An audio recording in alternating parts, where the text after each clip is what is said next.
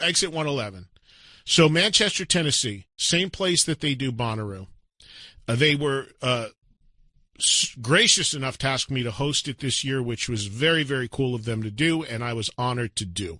3 days, wasn't this past weekend, the weekend before is when it happened, and that's when my adventures kicked off. We've talked about this festival a lot in the sense that it's incredibly unique in that it featured everything from Ghost and Gojira and Slayer to Cheap Trick, ZZ Top, Guns N' Roses, Def Leppard. Overall, it was great. It really was. It went well. The fans there in Tennessee, where I have hardly any experience going to, were unbelievably into it. Run incredibly well. The company that produced it is C3. They're a huge company. They do Austin City Limits. They do Bonnaroo. They do Lollapalooza. I mean, you're talking about a legit huge company. So there was never going to be a question of, whether people are going to get paid or whether, it's going to be buttoned up. It was run incredibly well. And I thank Tim Sweetwood and his whole team for having me host it. So overall, it went great. The mix of bands, which was a question mark, would Slayer and Skynyrd back-to-back work? Worked. It did. For the most part, it worked. I watched very closely as Slayer played to a packed house. Or I shouldn't say that because I'll explain why in a second, but a very huge crowd. And then Skynyrd, I watched to see if that crowd changed out greatly or people watched both bands. And it was hard to tell because it was dark and I couldn't really see all the way out into the crowd from the stage, but it appeared that a good amount of people stayed. And then, of course, there was some change out from the hardcore metal fans drifting away during Skynyrd and vice versa. Like many festivals these days, there were experience things going on. There was this thing called Paranormal Circus where I didn't go to it, but it was under a tent and people flying around on trapezes or something. There was motocross going on. That is what we're seeing all over the place in a big theme in music festivals, building out something more than just music. There were 3 stages of live performances. I saw a lot of bands, as is the norm for me when I'm working or hosting a festival. I don't get to see everybody at all because, quite frankly, I mean, sometimes they start the day at 12 or 1 o'clock and it goes late, and I just can't do the early stuff. Even though a lot of the bands that I'd actually want to see the most are the young developing bands that are on really early. Our boys Dirty Honey were there. Bishop Gunn, some of these emerging bands that I've had on this show played, but they played at like noon or 1 o'clock. And when you're out there and you're doing a festival and it's going to 1, 2 in the morning, you're just not going to get there. Most people aren't going to get there that early. So it was very well run and it went great. Numbers wise, it was not what they wanted, quite frankly. I think it would have been respectable for any festival in terms of sheer numbers, maybe 20,000 or so a day. But when you have a band like Guns N' Roses as a headliner, they command a lot of money. And you have to make that offset in drawing people. So I think attendance-wise, it was not where they wanted it, but they also know that it's a first-year festival, and if they're going to continue it, which we don't know, it sort of needs to grow. But something that a lot of fans talked about, that mix of metal bands with classic rock bands, from Cheap Trick, ZZ Top to Ghost, Gojira, Slayer. Would that work? And I think for the most part that it did. And I think with some tweaks, it could become a really great destination event, but I don't know what they have planned for it. I think they're probably figuring that out themselves. But I enjoyed it, and it's they own that property. Bonnaroo happens there, and they have an enormous stage, and that property that's there, they only, much like Rocklahoma, which is the same deal, 3 days a year the property's used. Same deal with this property in Tennessee. 3 days a year for Bonnaroo it's used. They're trying to find another event to do on there, and they tried it with rock. But I'm going to give you some comparisons.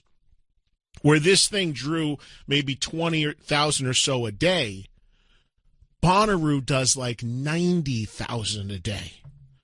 I'm looking around backstage and I'm seeing all these tents and all these areas that are closed down, and I'm saying to people, hey, what is that? And they go, oh, well, when there's Bonnaroo, that's all opened up. And I'm like, holy shit. So we talk a lot about rock festivals and ones that are successful or not successful, ones that get canceled, ones that happen, ones that tank, ones that are good, bad, whatever. And I think by and large, all of them average maybe between, the bigger ones at least, average between 20 or 30,000 a day, which is respectable and looks great when you're there. But then you take a step back from that and you talk to these promoters about other festivals they do, whether it be Lollapalooza or ACL or Bonnaroo or whatever, and then you hear the numbers and you're like, whoa, it's staggering. It's staggering, the difference. But that's the mainstream pop world or whatever the heck these people are going for with that genre of music. But we have more rock. The good news is we have more rock festivals than we've ever had in America. The bad news is, not bad news, but the reality is, in truth, none of them draw anywhere near what some of these big, massive, sort of, I don't know what the billing would be, pop, hip-hop, mixed, whatever, festivals are drawing. So it's just another page now as we're going to watch and see, as a lot of people talk about the oversaturation issues and what have you, how many of these things sink or swim. The last thing I'll say, the only band I did not see as far as a headliner, Def Leppard played, and they played in 35 degrees. And Phil Collin actually put a shirt on for 35 degrees. Wow. Raj, swing the mic over. Raj is sitting right in front of me. He wants to chime in on anything. I'm always love to have anybody chime in. 35 degrees. It's kind of speechless on the whole Phil wearing a shirt. Well, let me tell you about my friends in Def Leppard who could the best guys. So they're the headline on Saturday, and Skinnerd, I saw Ricky. They had me intro him. Leppard guys asked me to intro him. Got some great mentions out there for Sirius XM Volume in front of the audience. Trunk Nation, it was awesome. Cool. But I said I went back in the artist compound, the headliner compound, and Leppard has let me tell you something about Def Leppard. This is really amazing to me. A lot of things that are amazing about this band, really. Whether you like them or not, people need to know this. It's behind the scenes shit. So you have these headlining bands, and they roll in, and everybody's got a trailer and a separate world, or not necessarily just headliners, even bands lower on the bill. It's very common. You go backstage at these events, and you see individual members with their own areas, or individual people with their own trailers or buses or what have you. So I'm freezing my ass off at this thing. And I go and I walk back in the Def Leppard artist compound, and there's nothing going on. It's dark, and the windows are blacked out, and there's literally 8 trailers. And I see nothing, no activity, no nothing. And I'm like, these guys are not even here yet. It was 11 o'clock at night. And I said, but they're going to roll in, get out of their car, and go right on the stage. And I don't blame them because it was so cold. But I'm looking there. And as I'm sitting there, the only guy, they had there was a whole picnic area and stuff. I'm literally the only one out there in the chairs sitting there just by myself. And I text Vivian Campbell. And I said, hey, Viv, are you even here yet? And he's like, yeah, man, we're here. I said, where are you? He goes, we're in the dressing room getting dressed. I said, what? Where? And there's one trailer marked Def Leppard dressing room. And the door pops open like smoke because it was so cold, the heat and the cold. And there's Joe Elliott. And he's looking, goes, mate, what are you doing? Come in here. Go in. It's just me and the 5 guys. And they're getting dressed, and they're warming up, and they're talking. Sat me down, gave me a shot of whiskey, hand warmers. And, those guys, it's incredibly rare. Folks, you don't know how rare this is. Those guys actually operate together. They're actually friends. All 5 of them, even though they had 10 trailers, all 5 in the same trailer, getting dressed together like they were in the club days, warming up, talking, communicating, going over the set list, doing vocal exercises, having a drink. Me and the 5 guys in Leppard just sat there. And Joe came over, started talking about the Rock and Roll Hall of Fame. We started talking about T-Rex. You want intros? Go ahead. Go. Couldn't have been cooler, more accommodating. But as a fan, it's incredibly rare and really cool to see a band that's been doing it as long as they have that actually, is a band behind the scenes as well. I can tell you stories of bands that go into cities on tour and the members don't even stay in the same hotels. And that's the truth. To see a band that's really unified like that still and actually friends and actually doing, yes, real vocal warm-ups because they do really sing, it was awesome. It really was. The complete opposite, by the way, of Guns N' Roses, who I am not dissing Guns N' Roses, but here's what I will tell you, and I don't know what goes on in their world, because Guns N' Roses, when they roll into a festival, you would think the Pope and the president of every country on the planet is coming to that event. They have, and I don't know if it's all of them, I think it's mainly Axl, but I'm talking police escort, guys on choppers, SUV, the president's car, SUV, motorcycles behind. They do a stage lockdown. They do a perimeter lockdown. This festival was in Tennessee. They were probably locking down parts of Times Square. The perimeter got so big. Everywhere you went, now you got to. And I had proper credentials, and I know everybody on their crew and everybody in that band. I'm talking to Richard Fortas. I'm texting with Duff. I'm talking to Frank Ferrer, the drummer. All these guys coming over. All the guys on the crew saying hello. But with each move, I got pushed out another 10 feet. So here, you can watch there. No, you can't. No, you got to move. To the point of such frustration that before they played and they closed the night on Sunday, I left. I just reached a point where I'm like, I'm feeling like a groupie here, and I know all these guys. There was literally one of the most Spinal Tap moments ever where I'm standing on the stage, Duff McKagan waving to me to come over and give him a hug, and a security guy pulling me the other way saying, you can't do that. The fucking guy in the band is calling me over. There is literally a point where Richard Fortas says, hang here and watch. And another guy saying, no, you can't do that. You don't make that decision. And I was like, this is like comedy. This is comedy. So I left. They're the only band I didn't see. They're the only band I didn't intro because it just got silly. So, anyway, I don't know how their performance was because I didn't see it. But I can tell you Skynyrd was great. Slayer, unbelievable.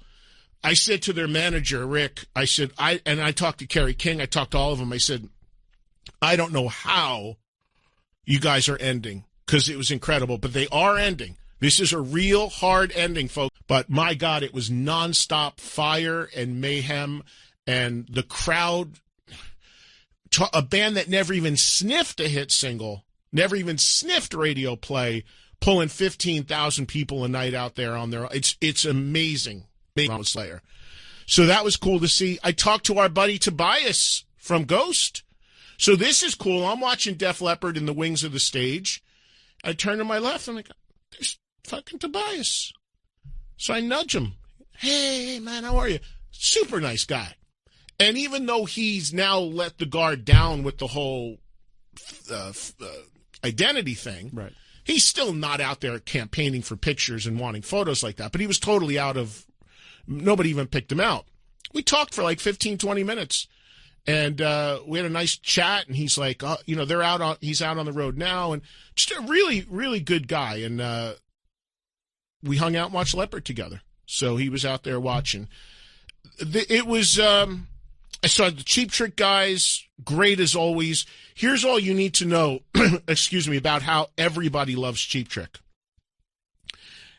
This says it all.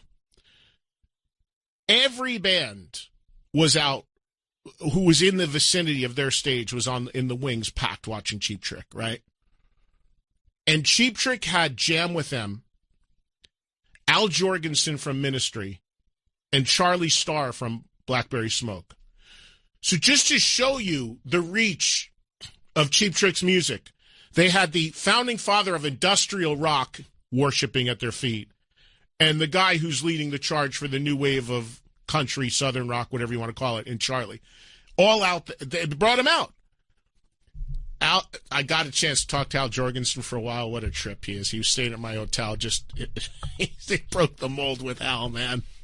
And Al is opening Slayer shows. Their ministry's opening the last few Slayer shows. Saw Billy Gibbons for a bit. I mean, I saw everybody. It was great. The stories are endless. This mix that they did, Gojira, by the way, working on a new record, really good. Crowd really into them. Saw a young thrash band, super young kids, super young, called Power Trip out of Texas. Really, really good. Enjoyed watching them. Saw Randy and the Lamb of God guys, who I also traveled with. Endless stories. But that's sort of like the overview of that weekend for that festival, and what the future of it is, that's for the promoters to decide. But I thought it was a great first year, although, like I said, numbers-wise, not exactly where they wanted it. And we talk about so many options for live music now. That weekend alone, you had Austin City Limits in, of course, Texas, and you had one of the Wimmerfests in Sacramento. So you had 3 major festivals on the same weekend in October. It's a lot. There's a lot going on. By the way, Lars Ulrich was at ACL, just hanging out. I know because the promoter sent me a picture because he asked to go to it. I forget what band he wanted to see there. So it's a talking point. Everybody's asking that question. Where's the tipping point on too many of these festivals? I don't know. I think it's all going to work itself out by what we see continue and what we see go away or get canceled or not happen at all. And we'll see what the future is with this one. But I loved the mix of rock. It was right in my wheelhouse, and whether they do it again or not, we'll find out.